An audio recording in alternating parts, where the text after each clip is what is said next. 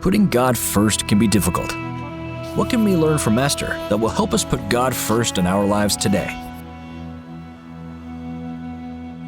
When Esther joined the selection process that would eventually make her queen of the Persian Empire, many doubts must have rushed through her mind. Her people were exiles, and their hopes were dim. It looked like God had abandoned them to Persian rule while still requiring obedience. But Esther was beautiful, both inside and out. Even a ruthless king could see that. So, Xerxes chose her to become his queen. Esther enjoyed her palace and privileges she could only have imagined in previous years. After a while, King Xerxes was deceived by an advisor when he issued a death decree against all Hebrews. When challenged to beg the king for mercy, Esther was afraid.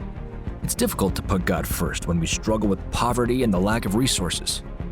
Yet, wealth and power often also lead people away from Him.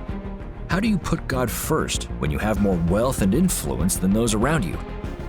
Well, follow the example of Esther.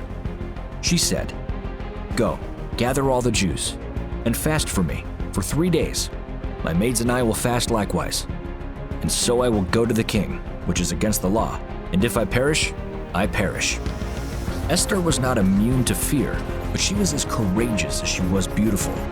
She bravely decided to put God first, investing all, even her life if necessary, to save others. Her words, "If I perish, are engraved in the story of God's people to encourage those who, through the ages, would also be called to do the same. And we know how the story ended. Esther put God first. Her example compels us to do the same. As the deacons collect the tithe and promise, we are challenged to put God first.